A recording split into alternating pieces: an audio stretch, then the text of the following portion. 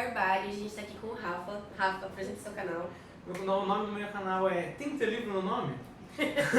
As vinhetas que ele faz são muito boas. Obrigado. Porque cada vídeo dele tem uma vinheta A diferente. minha vibe não é fazer tanto resenha, é mais uma análise de alguma coisa específica do livro. Sim. Você faz história na USP, Faço história na USP, mas ele se intromete numa sala de literatura. muito, várias vezes. E aí eu acabei convencendo ele a fazer um canal, então vocês sabem que eu não ia indicar alguém e nem ia encher o saco de alguém que eu não acho que produziria um bom conteúdo. Então dê uma olhadinha no vídeo do Rafa, a gente gravou um vídeo sobre spoilers polêmicos. Como lidar. Como lidar com spoilers.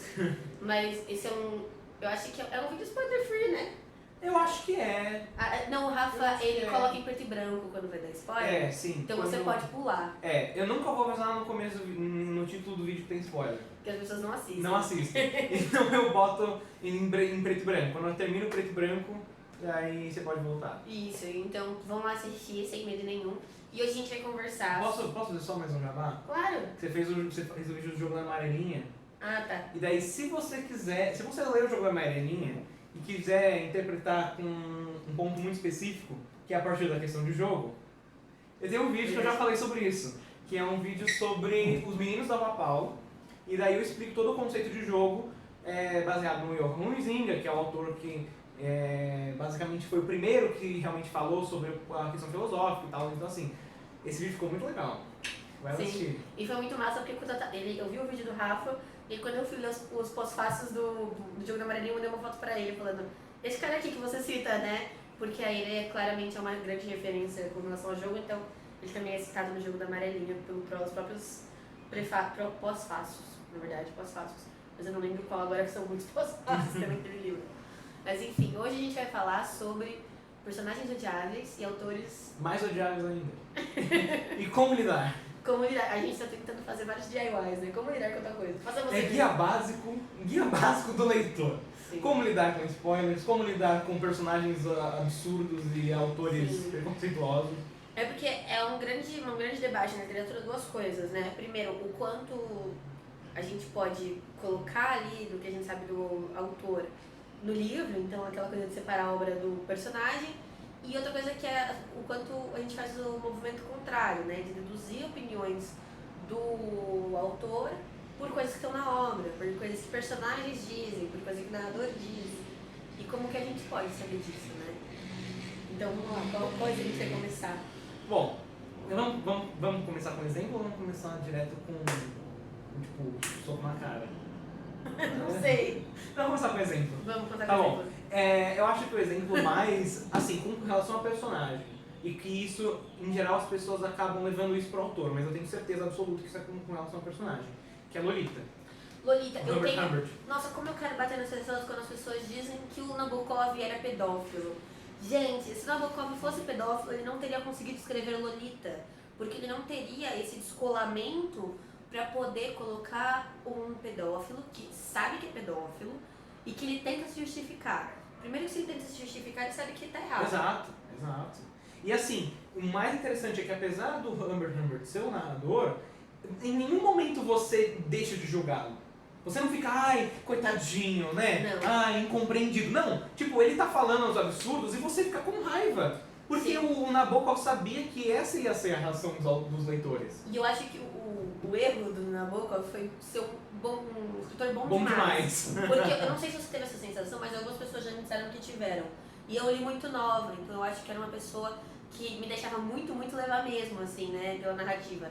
Então ele vai fazendo as descrições da Lolita e você acha bonito, você acha sensual, você se pega nesse desejo e aí você tem um estalo de é uma criança. Então eu lembro perfeitamente de um exemplo que ele tava falando dela tomando banho, assim, de biquíni e tal, e ele ia falando do corpo dela e você tava indo com ele, ele falava a penugem de suas coxas. E aí essa penugem não são pelos, mulheres têm pelos. E aí você fala, penugem, é uma criança, que nojento, e eu tava concordando com ele, eu tava indo nessa. E eu acho que essa é a intenção do Nabokov.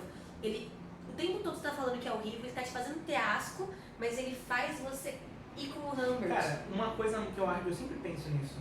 um dos papéis dos personagens que, assim, que a gente odeia de verdade, que são, assim, não tô falando de personagens apáticos, que tem esses também, e que daí realmente são só personagens chatos. São tipo, personagens que realmente, tipo, você tem asco. Eu fico me perguntando o quanto é porque a gente realmente tem nojo deles e o quanto é porque, apesar da gente ter nojo, a gente consegue se enxergar um pouco neles. A gente consegue empatizar. Não simpatizar. Simpatizar não. Empatizar. Tipo, tipo, entrar de certa forma na pele do personagem, porque é isso que a literatura faz. Sim, e é muito interessante porque eu acho que é necessário uma escrita muito mais elaborada, muito mais complexa, para fazer você empatizar com esses personagens que são ruins. Porque senão ela acaba se tornando um estereótipo do ruim e você afasta, né? Quando não tem um bom background, quando não tem uma boa construção. O Olho Mais Azul, da Toni Morrison, cara, tem assim, ela vai contando várias opressões. Tem várias opressões, todo mundo é oprimido naquele livro. Só que tem um momento em que tem uma situação em que o cara é opressor e oprimido.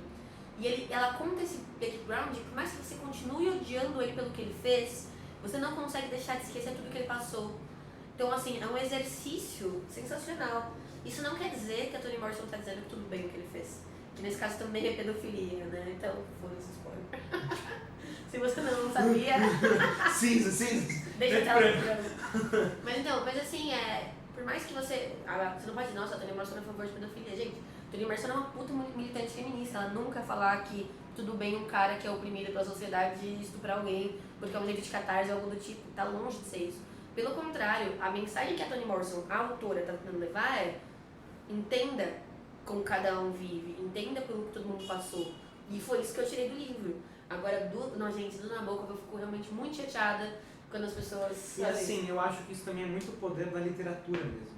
Porque isso é muito mais difícil de acontecer com série, enfim, audiovisual no geral. Tipo, porque quando se tenta empatizar com um personagem que é odioso, acaba caindo na armadilha do Coringa, do filme Coringa. Que você não deixa você não só empatiza com ele, você começa a simpatizar com o cara. Sim. Porque você torna ele realmente um coitado, blá blá blá, blá blá blá, blá blá. E daí quando ele comete o ato que seria odioso, esse ato perde força. Sim, isso é verdade. E eu não saberia nem explicar o porquê eu acho que na literatura é mais fácil. Eu acho que é pela questão de ponto de vista. Exatamente pelo narrador em terceira pessoa seletivo, que é, enfim, discurso indireto livre. Sim. Você, ao mesmo tempo que tem um certo distanciamento, porque não é um narrador personagem, você consegue, em certos momentos, entrar na cabeça daquele personagem. Sim. Então acaba tendo, ao mesmo tempo, um certo distanciamento e uma aproximação que te permite isso. Você tem uma noção interna e externa, né, do personagem, Sim. que é diferente do filme, porque o filme tem que escolher. Eu acho isso muito forte no Martin, no Guerra dos Tronos, até por serem capítulos de ponto de vista, e daí assim, ele vai a um extremo, porque em cada capítulo ele só acompanha o ponto de vista de um personagem em si. Tem autores que ficam mudando o ponto de vista durante o capítulo, mas ele não. Então, por exemplo, você sabe que o Tyrion é um cara legal, mas quando ele tá junto com a Catelyn, e você tá vendo o Tyrion pelos olhos da Catelyn, você vê como a Catelyn vê o Tyrion, entendeu? Sim. E é legal porque no começo do livro, como é um lugar muito grande, né, Westeros, você tem personagens em cada núcleo e eles não se relacionam, então você não tem esse confronto. Conforme a série vai se desenvolvendo, eles começam a se encontrar mais. E aí você começa a ver e você fala, cara, eu não tinha percebido tal coisa, ou eu não sabia que tal pessoa tinha tal característica, porque pra outros era irrelevante. Então é muito foda, assim, esse jogo mesmo que ele faz. Cara, aliás, mano, não se deixem levar pelaquela série porcaria, cara. O Martin é genial, cara. Ele é genial, de verdade. Não os livros são outra vida total. Assim. É porque a série se perdeu no meio do caminho. No começo eu ainda gostava mais dela. Não, mas de verdade, cara. E assim, não torçam o nariz porque é fantasia, cara. Porque o Martin, assim, é menos de Tolkien, entendeu? É o cara que vai virar clássico. E a gente pode falar do Tion, né? Porque Sim. o Tion é um personagem que começa, a gente tem um ódio dele absurdo. E aí ele tem um ciclo de redenção e tudo mais. É que não terminou a série, né? Então a gente... Não, mas assim, a gente meio que sabe, vamos dizer, né? Porque ele aconteceu na série. Mas é interessante porque é uma mudança de perspectiva e isso é uma coisa, hoje em dia, nessa cultura do cancelamento que a gente tem, que as pessoas não querem mudar de opinião com relação a alguém, né? Então o Tio é alguém que eu acho que é unânime as pessoas passarem a gostar dele. Porque ele sofreu e mudou e passou pelo que o diabo passou, assim. O problema do Tion era a arrogância e o orgulho e daí ele tem que passar por tudo aquilo para abrir mão desse, enfim, daquilo que ele realmente não, enfim, da questão do sangue e tal. E daí a partir disso que a gente começa a simpatizar com o personagem. Exatamente, até porque ele sempre, né, eu sou um Greyjoy, quando ele encontra com a família dele não se importa, né? Então assim, se nem a família dele se importa que ele participe dali, então o que importa ser um Greyjoy? E ele é realmente um Greyjoy, eles não acham que seja. E aí é muito interessante esse arco, porque primeiro você fica feliz com as cabeçadas que ele dá, e aí depois isso chega num nível... Você fica, já deu, coitado, para com isso. Não, ele passa por coisas absurdas. É muito... E aí ele mesmo começa a simpatizar com as pessoas, e é por isso que a gente se permite simpatizar com ele nessa parte, e não no anterior, né? Sim. A gente vai te falar também de algumas polêmicas, tipo Monteiro Lobato. Então, esse aí... era na cara que você tinha perguntado. Não era isso. Mas tipo, porque aí, sei lá, a questão do Monteiro Lobato já é um pouco mais complicada, porque aí a gente já sabe... Exato, entendeu? Aí é onde a gente consegue diferenciar que não é mais o personagem que é um filho da puta, é o autor que realmente é problemático. E aí entra um debate que é muito interessante, né, que é o limite da interpretação. O quanto a gente pode usar o que a gente sabe sobre o autor para ler a obra. É a questão da morte do autor. Esse era o soco da cara. Esse era o soco na cara. A questão da morte do autor é basicamente assim.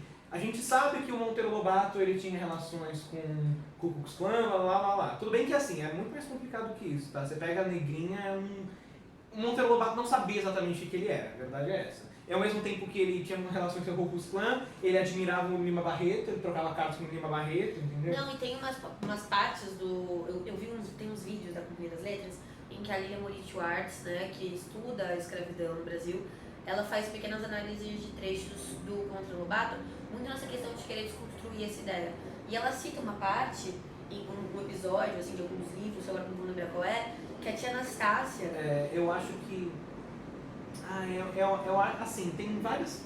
Cara, a tia Anastácia é realmente um estudo na mentalidade do racista brasileiro, porque é muito interessante. Porque assim, a gente tem questão, só resumindo muito anos de racismo no Brasil, a gente tem o racismo escancarado, escravidão, etc. Aí quando vem o Gilberto Freire e fala, a gente não é racista, a gente não é nem só censura. isso antes, inclusive, porque a tradição racista do Brasil é o que a gente chama de inequalitária. Nossa, explica isso, por favor, porque eu adoro explicar isso. Ela está muito relacionada com a ideia de mestiçagem. Porque e a mestiçagem era considerada uma coisa boa, e assim, não porque tipo, vamos viver aqui felizes, todo mundo junto. Não, a mestiçagem era boa porque ela estava relacionada com o branqueamento. Então, a mestiçagem purificaria. Assim, a gente tem uma dificuldade de entender isso como racismo, porque a gente tem muito mais contato com a tradição racista dos Estados Unidos, que é o oposto, que é não tem que ter mestiçagem, porque a mestiçagem ela É porque ela escurece o branco. Exato, ela escurece o branco. É o ponto de vista. Eles simplesmente trocaram. Exato, tipo, enfim, isso aqui realmente daria um vídeo só pra isso, mas basicamente a gente tá acostumado com uma tradição racista, enfim, que é americana e no limite leva ao nazismo, e a gente acaba não percebendo os aspectos racistas da nossa própria sociedade, porque é outra tradição. Exatamente. E a grande questão, o grande debate hoje em dia, o cara de história tá acertando. É encontrar uma solução que consiga combater as duas tradições. Sim. Porque a grande questão é, os Estados Unidos, para combater essa segregação, estimulam a mestiçagem, e aqui no Brasil, para evitar essa coisa da mestiçagem como branqueamento, estimula a segregação. E aí o que você faz? Você estimula um tipo diferente de racismo ao invés de combater ele, e você gasta a energia da militância para manutenção do racismo, o que não faz sentido algum. E aí a questão, acho que do Gilberto Freire é que ele exporta essa ideia, né? Sim. Ele reúne, ele coloca num livro e aí ele exporta o modo como a gente trabalha com nossos problemas raciais. E aí quando a gente tem uma pessoa que veio dessa tradição, né, como todos nós brasileiros, que é o Monteiro Lobato, por mais racista que ele seja, declarado, algumas coisas ele introjetou também dessa nossa cultura de aliviar o racismo. Não, quer ver, cara? Não, tem umas partes da Tia Anastácia que é realmente assim, você não consegue saber o que você fala. Porque tem um livro que a Tia Anastácia se torna conselheira, como se fosse da ONU, entendeu? Ela se torna conselheira da política internacional, porque, ela tem o conhecimento do povo, da roça, Empírico. então é o conhecimento empírico, então de certa forma ela seria uma boa conselheira. E tem uma outra, mas ao mesmo tempo a Emília chama ela dos xingamentos mais racistas possíveis. E é claro, entendeu? é aquilo, é interessante, porque ela não é a rainha, ela não é a presidenta, ela é a conselheira de alguém, ela não tem um cargo de poder porque ela é negra, então ela não pode estar lá. Mas o reconhecimento do tipo de conhecimento dela, que não é um conhecimento acadêmico, que é o que normalmente se valoriza, então, sabe, valorizar que o conselheiro tem que entender o povo. Então é tão complexo, é muito mais do que... E tem uma passagem que é uma fala dela também, eu também não lembro de qual livro que ela fala pra Dona Benta, tipo, dá licença assim, que a negra também tem vez, alguma coisa assim. Era essa frase que eu tipo, ia lembrar. cara, olha só como é. Tipo, ela ao mesmo tempo, ele ao mesmo tempo, na mesma fala, exalta, porque tipo, ó, eu também tenho vez, então eu vou primeiro do que a Dona Benta, só que ao mesmo tempo ele reforça a tradição da tradição da escravidão com um sim cara. Sim. Então, assim, é a complexidade humana, né, colocada no papel. E é claro, a gente não pode falar, Monteiro Lobato não era racista. Era assim, ponto. Ele dizia que era, ele tinha orgulho de ser. E o que eu sempre falo, assim, eu não acho que a gente tem que falar, nossa, então a gente tem que acabar com o Monteiro Lobato. O Monteiro Lobato não pode ser mais passado no Brasil. Pelo contrário, eu só acho que quando a gente vai tratar isso com criança, isso tem que ser uma coisa acompanhada. Tem que ter uma mãe, tem que ter uma professora que esteja ali com a criança, sabe? Porque tem coisas que a gente introjeta sem querer. E aí tem uma coisa bem legal, tem um livro, que é Uns e Outros da Tag, que teve criações de contos. Sim. E eles recriaram Negrinha. E aí, se não me engano, é a Ana Maria Gonçalves que recria. E aí, o que ela faz? Ela conta uma história de uma garota negra, nos dias de hoje, que ela é adotada por uma família de brancos. E ela vai para uma escola de classe média, e ela não tem muitos amigos, tal, tem aquela dificuldade de interagir, não só por ser negra, mas também porque é adotada, ainda não está nem adequada ao seio familiar, né? Ela tem todas as questões psicológicas dela. E aí, quando ela briga com uma das meninas leva um ovo quente e coloca na boca dela. E aí, no final, ela diz alguma coisa que o irmão dela lia os contos do Monteiro Lobato pra ela, porque era um livro de leitura da 4ª série. Então, ela aprendeu uma punição de escravizados e reproduziu com uma amiguinha da escola. Então, tipo, isso é uma coisa que eu achei bem bizarra. No aplicativo da Tag, as pessoas estavam falando muito bem do livro do conto do Monteiro e desse. E eles não conseguiram estabelecer, muitas vezes, a crítica que estava sendo feita. Do tipo, ok, vamos ler, mas com cuidado, né? E eu achei isso muito forte. Tipo, essa é a grande questão hoje em dia, né? O que fazer com os autores problemáticos? Por exemplo, que a gente estava falando, e tem um vídeo, inclusive, falando sobre isso também. Na verdade, não é que eu falo sobre isso, eu cito ele, o Joseph Conrad com O Coração das Trevas. Porque, assim, cara, você vê hoje, assim, inclusive quando o Bull republicou ano passado, né? Acho que foi ano passado. Acho que não foi ano passado. Porque o Bull republicou e a Antofágica também. Então, quando, enfim, recentemente teve várias reedições do Coração das Trevas, e as editoras, em geral, venderam o livro como a grande crítica ao colonialismo. E, cara, assim, desculpa, eu entendo que você não pode falar, tipo, esse livro é um clássico, mas ele é racista. Mas, tipo...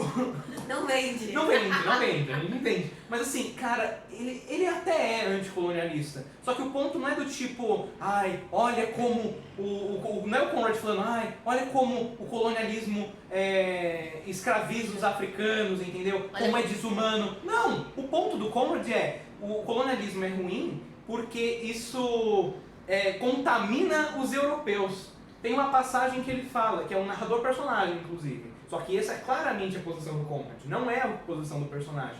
Que ele fala, que ele olha, né, enfim, várias etnias do Congo, por onde ele passa, né, com o barco, e, enfim, então, tipo numa dança, num ritual, alguma coisa assim, ele fala que assusta, que ele estava assustado, porque, apesar de serem humanos, pareciam animais. É muito forte isso, é muito bizarro. E olha só qual que é o ponto, né? A grande tese do livro, que daí nesse mesmo trecho ele continua. E assusta porque ele percebe que os europeus já foram aquilo. Ou seja... Lembra de um passado que é péssimo. Um passado evolucionista. Sim. E daí toda a crítica do Conrad não vamos ser anticolonialistas, porque o contato com o africano nos torna bárbaros. E não é bem contrário. Não é Bárbara de Maravilhoso como o meu canal. Aquelas bem, né?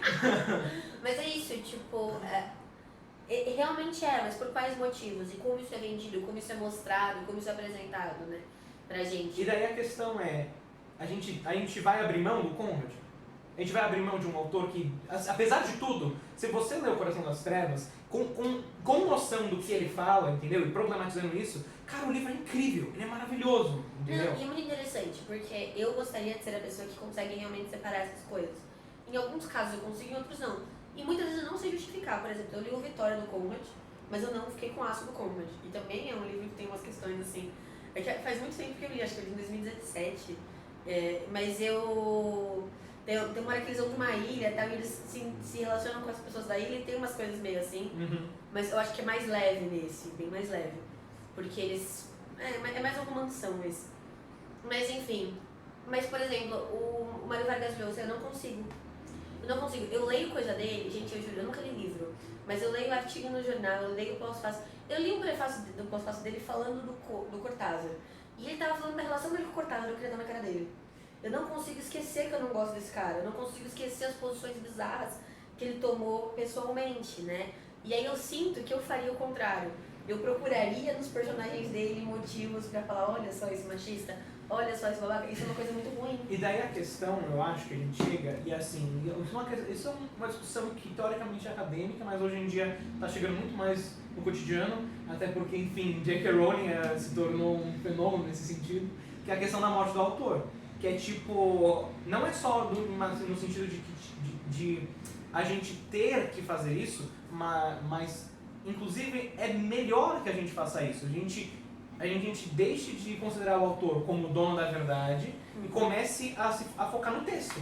Sim, não só no texto e em como o leitor interpreta o texto. Sim.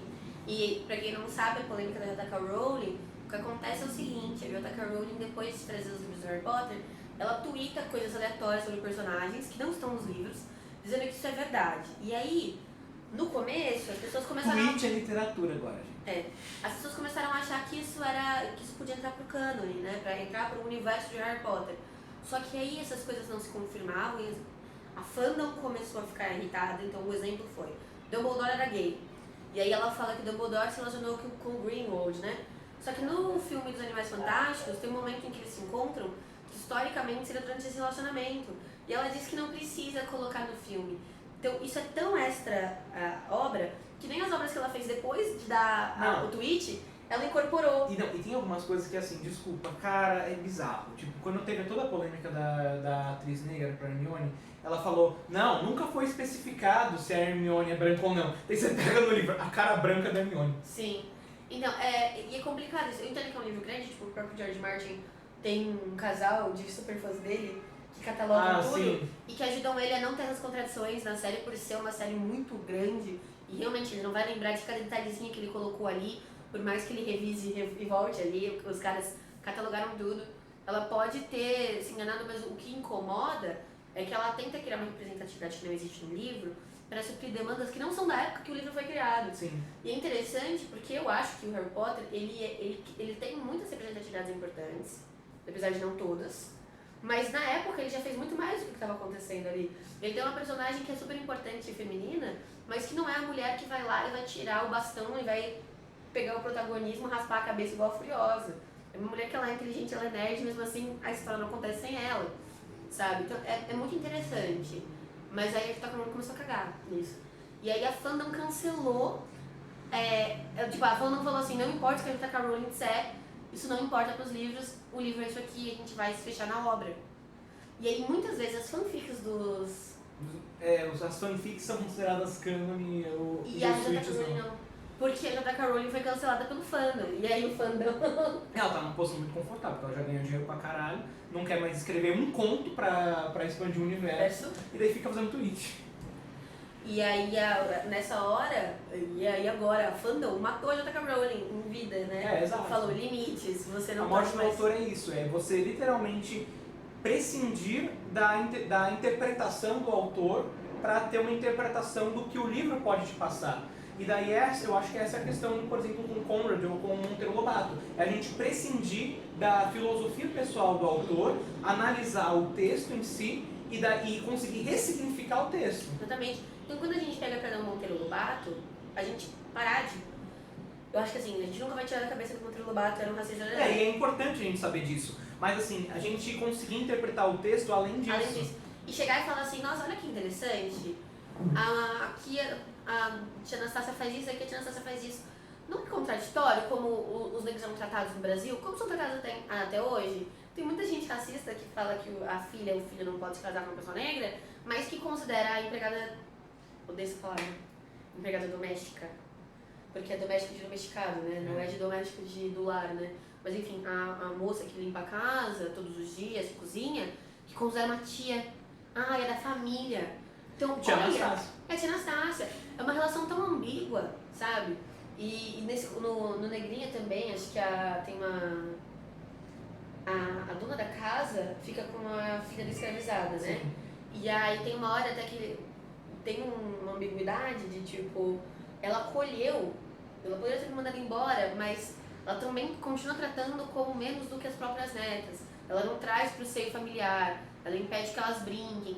Então é uma relação de acolhimento, mas com limites, porque não são o mesmo tipo de pessoas, então não tem que ser tratadas iguais. E isso é uma coisa que a gente vê até hoje. Então a gente pode fazer uma análise incrível e aí no final falar, e tudo isso porque o Monteiro Lobato tinha uma relação assim, e completar, colocar um adendo assim no final, né? E assim, no último caso, se a gente não conseguir realmente interpretar o livro do ponto de vista literário, além disso, por exemplo, sei lá, se o Conrad no Coração das Trevas, você realmente não consegue fazer uma interpretação literária, eu acho que consegue, mas enfim, assim.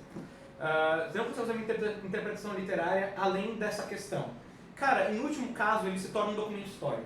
Em último caso, ele se torna um elemento de interpretação de um período. Isso é extremamente importante. Muita gente acha que usar a literatura como um documento de pesquisa histórica é pegar um trecho de Machado, por exemplo, e falar, olha só, isso aqui é um retrato da sociedade escravocrata no Brasil em 1800 e pouco. Só que assim, você não tem realmente uma garantia, entendeu? Porque aquilo é ficção. Agora, o que a literatura serve, e com muita força, é para revelar a mentalidade. Então, quando você lê o Conrad, você percebe a mentalidade do europeu da época. Quando você lê o Monteiro Lobato, você percebe a mentalidade da eugenia no Brasil. Não, e por exemplo, qualquer tipo, né? A gente pode sair da literatura para isso, sabe? Então, quando a gente pega... A Todavia hoje anunciou uma promoção Dia das Mulheres. Eu vi. Você viu? Eu achei interessante, porque eles deram uma narrativa legal, mas eles colocaram assim, a diferença salarial é de 20, não sei quantos por cento entre mulheres e homens. Então, as mulheres no mês de março pagarão a menos nos livros esse valor. Mas as mulheres brancas e as mulheres negras não recebem percentualmente o mesmo de diferença do que os homens brancos. Então, assim, elas dão uma narrativa que ela corresponde a uma questão da sociedade, mas não corresponde a todas. Só que a maneira como é apresentada camufla muitas coisas, sabe? E às vezes não importa, porque eu não posso dizer que não é um debate importante. Que não, assim, que ao mesmo tempo que tem um debate importante, que não traz isso para uma sociedade que às vezes não pensa nisso, mas que ao mesmo tempo não reflete o pensamento da época de pensar no feminismo à frente do racismo, né? Então, com tudo a gente pode fazer isso, gente. Ainda mais hoje em dia, que literatura se tornou sinônimo de marginal. Sim, né? Que a gente tem um presidente que acha que são palavras, um amontoado de palavras. Não só por isso, mas porque, querendo ou não, a literatura tem perdido espaço, tem perdido relevância, mais do que espaço, tem perdido relevância. Porque a gente vive num mundo cada vez mais audiovisual, então cada vez mais, num período que o cinema está perdendo espaço para Netflix, imagina qual que é o papel da literatura nisso. E eu gosto muito quando as pessoas descobrem que as obras que elas gostam foram baseadas em livros e se surpreendem e tal. Eu acho isso muito louco. A literatura cada vez mais é realmente um espaço de resistência por causa disso, porque se tornou a base da narrativa da humanidade, o contar histórias, enfim, e se tornou hoje uma coisa, claro, até pela posição de autores ser muito mais elitista do que da indústria cultural em geral, né? Mas ela se torna cada vez mais uma coisa de reminiscência de um passado e um passado que existe. Sim. E uma coisa agora que eu tava pensando enquanto você falava, é interessante a gente pensar também o quanto a gente se apropria de algumas narrativas, né? Quando a gente leva essas narrativas pro cinema, elas passam por um segundo olhar, por uma direção, por um roteiro, por várias outras Quer ver um questões. exemplo que é muito forte? Assim, não assim, na verdade são dois exemplos, mas eles são basicamente o mesmo. E uma coisa é boa, outra é ruim. Mas você pega, por exemplo, O Senhor dos Anéis, que não tem... Tem duas ou três personagens mulheres. São três personagens mulheres. Sim. É a Elwin, a Galadriel e a Lúthien do Aragorn, que eu não lembro o nome dela, desculpa. Enfim. Não, tudo bem, eu sou horrível com todos os nomes do... Eu lembro quase tudo, eu não sei se eu esqueci desse, mas enfim. E daí assim, no livro, a Elwin é super importante, a Galadriel é uma deusa na Terra, mas apesar disso, tipo, elas não têm tanto espaço quanto outros personagens. Quando o Peter Jackson foi adaptar, ele, em vários momentos, ele colocou essas personagens para dar, em cenas que não existiam no livro, para reforçar o papel delas. E quando a gente vai pro Hobbit, que aí é o exemplo ruim, porque os filmes são ruins. Porque tentaram faturar muito em cima do Hobbit, foi sem noção. Mas o Hobbit chega a um extremo de não ter três. Não tem nenhuma personagem feminina. Não tem nenhuma mulher no livro. E daí eles criaram eu não lembro o nome dela, isso é do filme, daí eu não lembro. Mas a personagem que é a elfa e tal, se torna... Eu só vi primeiro. Mas enfim. Eu acho que ela não aparece no primeiro. Você fez bem, só assistiu o único que é bom. Mas enfim, ela se torna um interesse amoroso do Legolas e de um dos anões, acho que o Kiri. E daí cria um triângulo amoroso também. Mas enfim. Todos os heteronormativos precisam fazer isso. Todo mundo. Mas tipo, apesar de tudo, apesar de ser ruim e tal, tipo, ele tentou criar um espaço para uma personagem feminina. E isso é muito uma coisa que a adaptação pode fazer e que deve fazer, ainda mais com livros que foram escritos há 50 anos atrás, até Sim, mais. com certeza. Porque é o que eu falei, é uma demanda atual, né? A J.K. Rowling poderia ter ganhado alguma moral se colocasse, por exemplo, esse relacionamento do Dumbledore nos novos filmes, e aí isso não teria como sair do cânone, porque estaria nos novos filmes, né? Mas ela não sustentou isso. Agora isso pode ser feito, e mesmo com uma questão de entender novas necessidades. Eu não assisti ainda, mas falaram que Adoráveis Mulheres faz isso. Porque a Greta Gerwig, ela era uma mulher, né, diretora, e o livro, ele foi escrito por uma feminista católica do século... Não é feminista. Não é feminista ainda, porque não existia nem termo. Mas tipo, é um pouco anacrônico, né? Mas assim, não é anacrônico, mas assim, eu acho que ela... Assim, ela se preocupa, ela estimulava, ela acreditava na educação das mulheres, esse tipo de coisa. Isso. Mas ela não via o casamento necessariamente como uma relação desigual de poder, ela era muito católica. Ela não enxerga essas questões, até porque na época da Guerra de Secessão, a gente com o século. 1819. Então assim, ao mesmo tempo que ela não vê como uma questão desigualitária, ela vê como uma coisa importante, né? Ela fala para as filhas dela que você pode escolher casar com quem você ama, ela incentiva elas a seguirem os sonhos, então incentiva uma a ser autora de livros, a ter uma profissão. Então ela dá esse espaço dentro de uma limitação temporal, religiosa, né? Mentalidade. E o livro é um livro que, assim, a cada capítulo ele é episódico, ele é um livro infanto-juvenil. Não sei se você leu, mas a cada capítulo ele tem meio que uma liçãozinha de moral, do tipo, persiga seus sonhos, ou tipo, não esqueça de ajudar o outro, sabe? É meio brega, assim. E a Greta Gerwig atualiza isso. Ela dá um espaço diferente para essas mulheres, né? Eu acho que isso foi uma coisa que eu vi unânime na galera que leu e assistiu, falando que essa atualização que a Greta Gerwig deu no livro é sensacional, né? E por mais que seja um livro que já tem protagonismo feminino e tal, você atualiza para os novos tempos, sem ter uma anacronia, né? Exato. Sem vamos pegar em armas e destruir o patriarcado. Mas tipo, enfim, a gente tava falando disso, aí me vem na cabeça uma coisa, que a posição, o empoderamento que a Louisa May Alcott dá para as personagens na época é a mesma que os filmes da Disney dão para as princesas. Sim. E muito, porque assim, ao mesmo tempo... É muito liberal. É muito liberal, com certeza. Com certeza. Mas tipo, ao mesmo tempo é um empoderamento muito individual. Então tipo, só que não mexe nas estruturas, obviamente. E em alguns momentos pode se tornar, em alguns momentos não, em alguns filmes, se tornou obsoleto. Sim, com certeza. Então, por exemplo, sei lá, um filme que eu amo de paixão, eu acho incrível. Mas que assim, você não tem como falar que realmente, nossa, que exemplo de personagem feminina. Que é na Bela Adormecida. Sim. Eu não gosto do Bela Adormecida. Cara, eu adoro esse Eu filme. não gostava. Mas, por exemplo, a Moana... Eu vou fazer um vídeo pra defender esse filme. Não pra defender a Aurora, deixa lá. Mas tipo, pra falar por que o filme como filme é bom. Quero ver esse vídeo. Eu vou fazer. Por exemplo, eu adoro Moana. Eu me emociono muito, eu choro muito com a cena da avó. Eu fico muito feliz quando ela pega o barco, eu falo isso aí, desafia eles. Só que é isso, no final das contas, a Moana foi lá, fez tudo, e ela é filha do chefe, né, da tribo. A menina que quiser pegar o barco e fazer a mesma coisa que ela fez, não pode. Porque quando voltar vai ser punida pela tribo. Até porque ela é também a jornada do herói clássica, porque ela é a The Chosen One. Ela é escolhida pelo mar. Ela é escolhida. Então ninguém mais pode fazer o que ela fez. Então, por mais que a gente fique feliz pela Moana individualmente, aquilo não representa um ganho para as mulheres. Entende? Tipo, e é bonita a mensagem, siga seu sonho, faça o que você quer fazer, mas a mesma coisa tem Coco, sabe? Tipo, é a mesma coisa.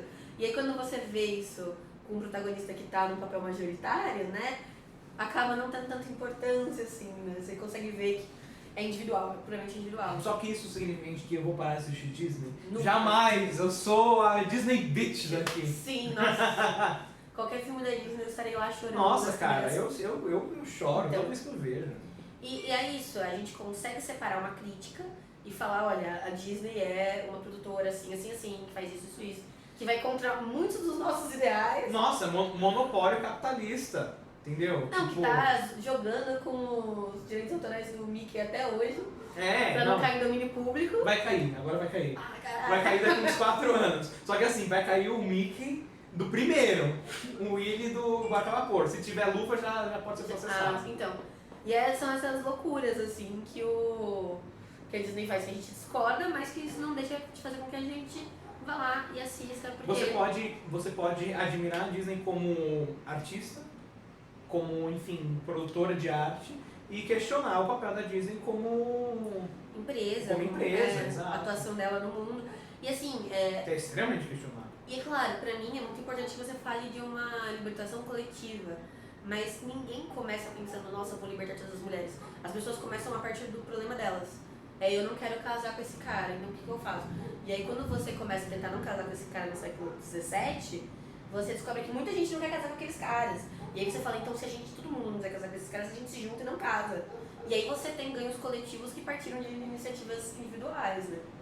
E a gente saiu muito do assunto, né? Mas... Quanto tempo dá? 40 minutinhos! 40 minutos é muito teto, então a gente pode encerrar. Aí Tá você quer bom. falar mais alguma coisa? Não, acho que tá... Se você quiser falar, não tem problema. Não, acho que tá bom. Fechou, né? Acho que sim. Porque acho que a tríade Conrad, Monteiro Lobato... Com o que a gente começou? A gente começou... Como Lolita, que é Nabokov. Nabokov. É que o Nabokov não é o exemplo, é o contra-exemplo. É o contra-exemplo, Outro contra-exemplo Foi um ótimo contra-exemplo. Foi um ótimo. Outro que é ótimo contra-exemplo é o Joy Tavares. Sim, nossa, cara, o Joy Tavares às vezes eu quero dar na cara dele quando eu tô lendo, porque os personagens, nossa, ou são os heróis. Os personagens deles são absurdamente, eu falei que é pra te falar, né? Os personagens deles são absurdamente machistas, escrotos, babacas, infantis. Você quer, tipo, levar uma banheira e fazer, calma, respira. Mas, quando você termina, assim, isso é uma coisa muito legal. Eu vi nas críticas a galera falando, porque o meu casal era machista, E aí, quando eu termino o livro, pra mim, a grande mensagem é, mano, o protagonista abandona esses caras. Ele muda de vida, ele percebe o que tá acontecendo, ele para de admirar um dos personagens lá, que é, tipo, visto como o cara tal da hora. Ele para de admirar esse cara, porque ele amadurece e ele conhece o mundo. Então o que o Berkeley está fazendo é uma puta crítica, sabe? Aquele tipo de atitude. E ler o ambiente como uma reprodução da vida do autor desse jeito é muito pobre, né? É muito raso. Então uma mensagem que fica continuem lendo Monteiro Lobato, continuem lendo o Joseph Conrad, mas problematizem e percebam também quando é o personagem e quando é o autor. E tem um vídeo da nossa conterrânea, J. Pluffitz, sobre Monteiro sim. Lobato. Ela faz uma leitura, um close reading, né? Então ela lê os trechos e vai comentando. Ela fala do livro da Narizinho não, da Emília. Não que é é Emília. Que é o mais Nossa, problemático. É o mais problemático. É o mais problemático. É o único livro que eu li do Monteiro Lobato que eu realmente não consigo. Ele é muito problemático porque ela já é debochada, então esse racismo lhe toma proporções desmedidas. Esse é um dos que eu mais diria para as pessoas não escolherem. Então eu vou deixar pra vocês aqui no box de descrição um vídeo da J Plus pra vocês verem lá também. Ouvir um pouquinho a opinião de outra historiadora. Eles estão tomando conta daqui. Então é isso. Então é isso, pessoal. Eu vou deixar a bolinha do Rafa aqui também pra vocês se inscreverem no canal dele. E tem um vídeo nosso lá falando de spoilers. Não esqueçam de ir pra lá e assistirem. Um beijo. Até a próxima.